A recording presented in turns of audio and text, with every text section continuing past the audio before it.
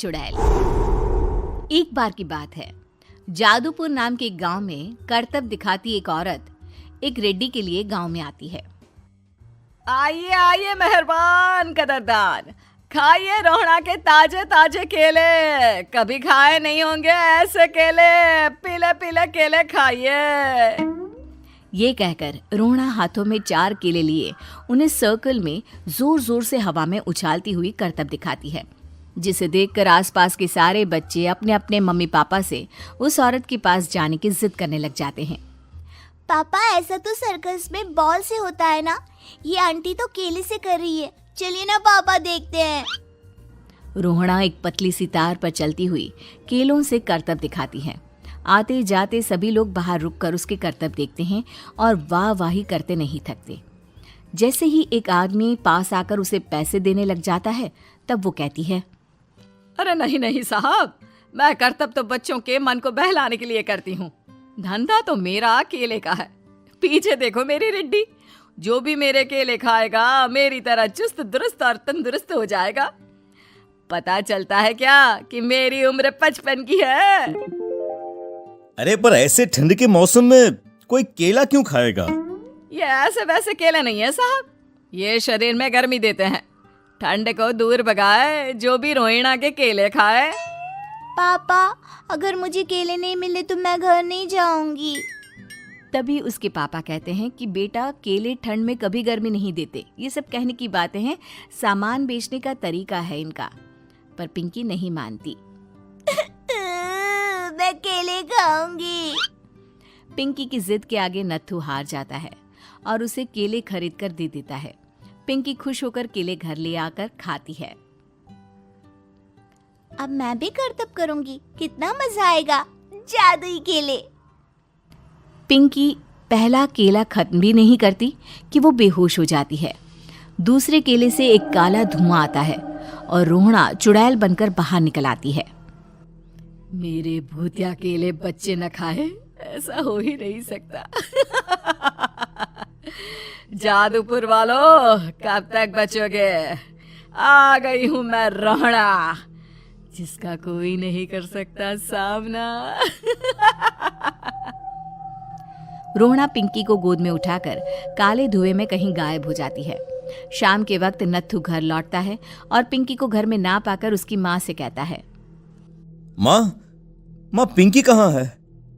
अरे बेटा, उसे तो तू सुबह करतब दिखाने ले गया था ना, फिर कहाँ वापस आए तुम दोनों? मुझे लगा तू उसे अपने साथ मंडी ले गया होगा। हे भगवान, मेरी बच्ची कहाँ गई? मैं उसे घर ही तो छोड़कर गया था माँ। नत्थू गांव के घर कोने में अपनी बेटी को ढूंढता है, पर उसे वो कहीं नहीं मिलती। परेशान होकर आके रो रो कर नत्थू हिम्मत हार कर घर लौट आता है। अगली सुबह रोहड़ा फिर से करतब दिखाने आती है और इस बार पिंकी की तरह रोनी केले खरीद लेता है। 50 रुपए दिए थे पापा ने, सारे पैसों के मैंने केले खरीद लिए हैं। अब मैं भी आंटी की तरह ही करतबबाज बन जाऊंगा। यही सोचते हुए रोनी केले खाता है और पहला अकेला केला आधा खत्म भी नहीं करता कि चुड़ैल उसके सामने आ जाती है। मेरे साथ चलने का समय आ गया है रोनी। ये तो बस शुरुआत है। अब इस गांव के सारे बच्चे धीरे धीरे मेरे कब्जे में होंगे, एक बच्चा भी नहीं बचेगा। ये कहकर रोना रोनी को गोद में लेकर काले धुएं में अदृश्य हो जाती है।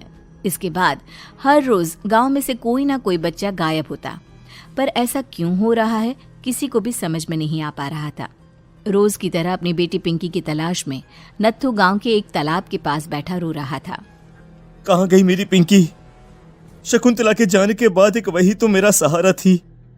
अरे उसकी आत्मा कोस रही होगी मुझे कि मैं अपनी बच्ची को संभाल भी नहीं पाया। नत्थू ये कहता हुआ रो ही रहा था कि तभी तालाब में से उसे शकुंतला की आवाज सुनाई देती है। कहाँ थी तुम शकुंतला? हमारी बच्ची और सारे गायब हुए बच्चे रोहड़ा के कब्जे में हैं। वो बच्चों को जो केले देती है उससे बच्चे बेहोश हो जाते हैं और उसके कब्जे में आ जाते हैं और वो उन्हें ले जाकर काली दुनिया में ले जाती है। पर वो ऐसा क्यों कर रही है?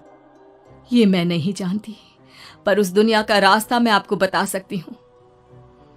जहां ये नदी खत्म होती है वहां एक केले का पेड़ है, उसके नीचे एक दरवाजा है, वहीं से रास्ता जाता है उस दुनिया का।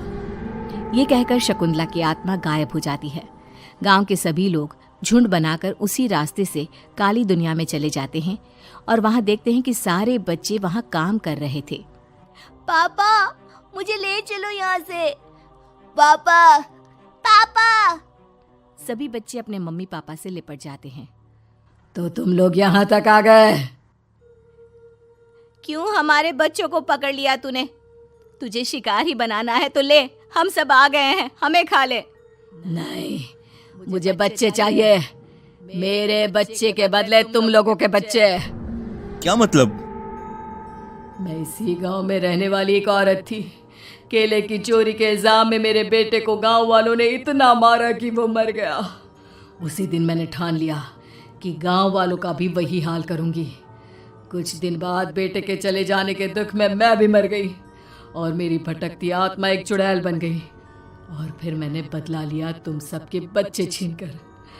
बर्दाश्त नहीं कर पाए ना, सोचो मुझ पर क्या बीती होगी। हमें माफ कर दो रोना, पता नहीं ये किसकी गलती थी पर हम सभी माफी मांगते हैं। हमारी खुशियां लौटा दो, तुम भी तो एक माँ हो। गांव वालों की बात सुनकर रोना का मन पिघल जाता है और वो बच्चों को छोड़ देती है। उसके बाद काली दुनिया बच्चों के लिए जादुई दुनिया बन जाती है।